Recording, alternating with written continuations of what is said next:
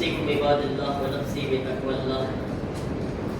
ईदना खुतबाમાં અને ઈદના મોકા ઉપર તકવા ઇલાહી ઇબાદત ઇલાહી પરવરદિગાર આલમની વસિયત અને નસીહતની સાથે શુક્ર છે પરવરદિગાર આલમનો કે જેણે આપણને માહ મુબારક રમઝાન નસીબ કર્યો અને તેના મહેમાન અને બંદા બનવાનો શરફ અને સઆદત આપણને નસીબ થયો। અને આજ ઈદના દિવસે આપણે બધાએ અલ્લાહના આ દસ્તરખાન ઉપર હાજર છીએ ખુદાવંદ આલમનો શુક્ર અદા કરવા માટે। ખુદાવંદ આલમ જેણે આપણને એક મહિના માટે ઇબાદતોની તૌફીક આપી, તિલાવતની તૌફીક આપી, નમાઝ શબની ઇબાદતોની મુનાજાતની શફાએ કદ્રમાં આમાલ કરવાની આપણને તૌફીક મળી, એના માટે આજે આપણે ખુદાવંદ આલમની બારગાહમાં હાજર થયા છીએ શુક્ર અદા કરવા માટે। ઈદ શું છે મારા અઝીઝો? એક સવાલ છે, ઈદ શું છે? ઈદ માણસોને જ્યારે પૂછવામાં આવે છે કે ઈદ શું છે, અલગ અલગ માણસો જે છે પોતાના વિચારો અલગ અલગ રીતે બયાન કરતા હોય છે। કોઈ કહેતા હોય કે ઈદ એટલે કે એવો દિવસ કે જેમાં નવા નવા કપડાં પહેરવાના હોય, અબાદ તૈયાર થવાનું હોય, તો એ દિવસ ઈદનો દિવસ કહેવાય। અમુક લોકો કહે છે કે ઈદ એટલે તો કે હરવા ફરવાનો દિવસ, આપણે ઈદના દિવસે ફરવા જવાનું હોય, આપણે આના માટે કંઈ સોતી કરવા જાય। અમુક લોકો એને ઈદનો દિવસ સમજતા હોય છે। ઘણા લોકો એવા બી હોય છે કે જે ઈદના દિવસને ગુનાહનો દિવસ બનાવતા હોય છે કે આજ ઈદનો દિવસ ચાલો સિનેમા જઈએ, આપણે ફિલ્મ જોવા માટે જઈએ। ઇન્ડિયાની અંદર તો તમને ખબર છે સૌથી વધારે ફિલ્મની ટિકિટ ઈદમાં વેચાય। અને અફસોસ છે કે કેટલાય મુસલમાનો એમાં હોય છે વધારે ટિકિટ લેવા વાળા, કેમ આજે ઈદ છે આજે તો ફિલ્મ જોવું જોઈએ। પેલા ભાઈ એક મહિનો શું કર્યો હતું હમણાં? એક મહિનો નમાઝો પઢ્યો, રોઝા રાખ્યો, અને આજ કહેશો કે આજે તો ફિલ્મ જોવાનો દિવસ છે। ઇન્ડિયામાં બહુ બુરી હાલત છે આની। અહીંયા અલ્લાહ શુકર કે સિનેમા છે જ નહીં, હોત તો આપણે જ્ઞાતિ હોત ને। તો આ માણસોના વિચાર છે આવા કે ઈદ જે છે આનો દિવસ છે। સવાલ એ છે કે ઇસ્લામની નજરમાં ઈદ શું છે? ઇસ્લામ કેને ઈદ કહે છે? ઇસ્લામની નજરમાં ઈદનો મતલબ જે છે મૌલાએ કાયનાત હઝરત અલી ઇબ્ન અબી તાલિબ અલૈહિસ્સલામ ફરમાવે છે,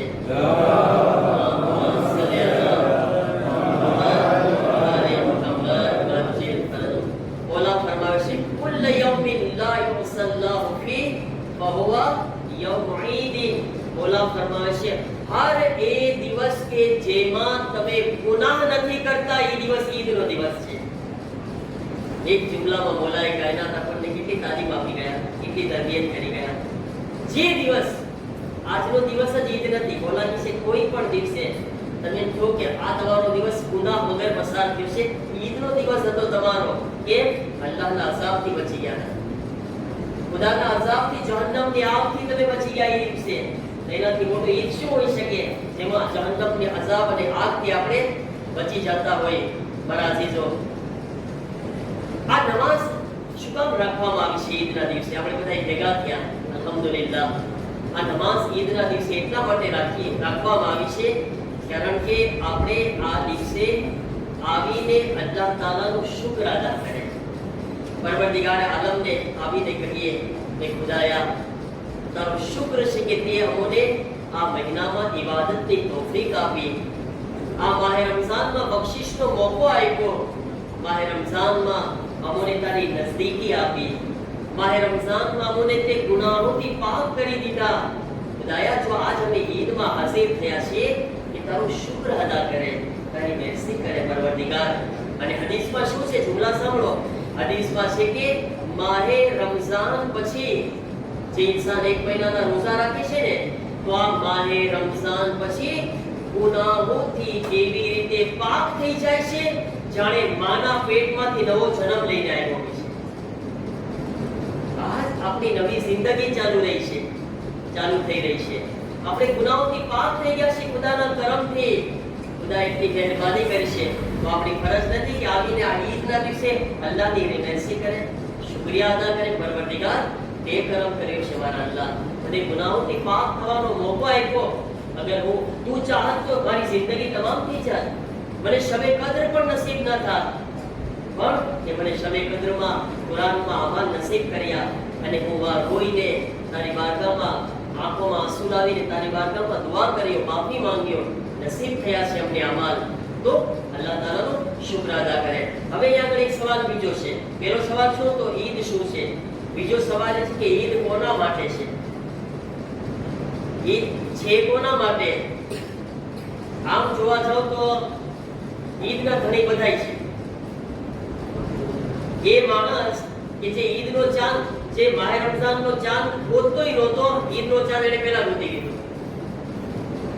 અને ઈદમાં બધાયને ઇન્ટરેસ્ટ છે, ભલે રોઝામાં રસ હોય કે ના રસ હોય, કારણ કે રોઝામાં ભૂખ્યા રહેવાનું છે. ઈદમાં કે સેવ ખુરશો કે સેવ ખુરવો હે ને, સેવ ખુરવો મળશે. હમણાં ઝોહરની નમાઝ પૂરી થશે, અબ્બા બિરયાની મળવાની છે બધા. અલ્લાહુ અકબર. બરાબર છે ને? ઝોહર રમઝાનુલ મુબારકમાં આપણે બપોરના ભૂખ્યા રહેતા હતા, પણ આપણને બપોરના બિરયાની મળતી હતી. આમાં તો હમણાં માશાઅલ્લાહ ટેસ્ટમાં બધાય ઇન્શાઅલ્લાહ બધાય ખાવાની શાબાદા ઇન્શાઅલ્લાહ. તો સવાલ એ છે કે ઈદ છે કોના માટે? હે તો અહીંયા આગળ બી આપણને રિવાયતોથી જાણવા મળે છે કે અમારે જે સુન્ની લોકો એક બોલ બોલ્યા, સુન્ની ભાઈઓ કે છે કે રોઝા રાખે કોજા ઈદના ઘડી અમે કે અમે ઈદ તો કરશું, ભલે રોઝા કોજા રાખે. તો મૌલાએ કાયનાત જैसे હદીસના અંદર ઇરશાદ ફરમાવે છે, મૌલા શું ફરમાવે છે કે ઇન્नमा હુવા ઈદુન લિમન क़બિલલ્લાહુ તઆલા સિયામિહી વ શુકરા क़િયામિહી. મૌલા ફરમાવે છે કે ઈદ એના માટે છે જેના રોઝા અલ્લાહે કબૂલ કરી લીધા છે, અને જે અલ્લાહનો શુક્ર માટે કયામ કરતા હતા, એને અલ્લાહ માટે ઉભા થતા હતા, કયામ કરતા હતા, અલ્લાહનો શુક્ર અદા કરતા હતા.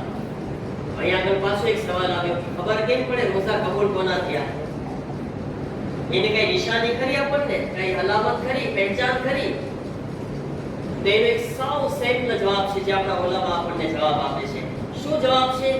એ છે કે અગર તમને જાણવું હોય કે તમારા રોઝા કબૂલ થયા કે નહીં, તો તમે જો કે રમઝાન મહિનો પૂરો થવા પછી તમારા અંદર કઈ ચેન્જ આવ્યો કે નહીં, કઈ ચેન્જમાં આવ્યો કે ના, કઈ ફરક પડ્યો કે ના, કે પછી પહેલા હતા એવા નેવા, જેવા હતા એવા નેવા. હું સુધરવાનો નથી, કારણ કે મેં તો કસમ ખાધી છે, મેં કસમ ખાધી છે હું નહીં સુધરું. ઓલામાં કહે છે કે રમઝાનુલ મુબારક પછી જો કે શાંસમાં આવ્યું કે ના કઈ અંદર, પહેલા તમે ખોટું બહુ બોલતા હતા. એક્ઝામ્પલ, પહેલા માણસ, આપણે મારી વાત કરું, હું પહેલા ખોટું બહુ બોલતો હતો. આ એક મહિના હું શું કર્યું અંતરેનમાં, આજે બહુ છે અંતરેનમાં કરી લેજો. એક મહિના સુધી આપણે અંતરેનમાં કર્યા ને કે ખોટું બોલવામાં કઈ કંટ્રોલ કર્યા કે ના ખોટું બોલવામાં. પછી હવે આપણે જોઈએ મારા અંદર કેટલો ફરક આવ્યો. હું ખોટું બોલવાનું બંધ કર્યો કે ઓછું કર્યો, કમસ કમ ઓછું કર્યો કે ના? પહેલા હું બધાને બહુ ફટકા દેતો દુકાનમાં, જે હાથમાં આવે એને દેરા. હવે આ એક મહિનામાં મેં કઈ કોશિશ કર્યો કે ના હવે હું ખોટું નહીં કરું, દુકાનમાં કોઈ સાથે કોઈને ફટકા નહીં આપું. જો અંદર મારા અંદર શાંસમાં આવ્યો તો પ્રેમા બહુ સારું. તો હું ગીબત બહુ કરતો હતો પહેલા, વાતમાં જ્યાં બે જણા ભેગા થાય એટલે ગીબત ચાલુ કરી દઉં. પણ આ એક મહિનો રોઝામાં હું કેટલું ધ્યાન રાખ્યું. એકદમ જ્યારે કાંઈ કરવા જાઉં રોઝો યાદ આવી જાય, અટકી જાઉં, પોતાને બચાવી લેતો હતો. એક મહિના અંદર હું શ્વાસમાં આવી, મારા અંદર કઈ ફરક પડ્યો છે કે ના?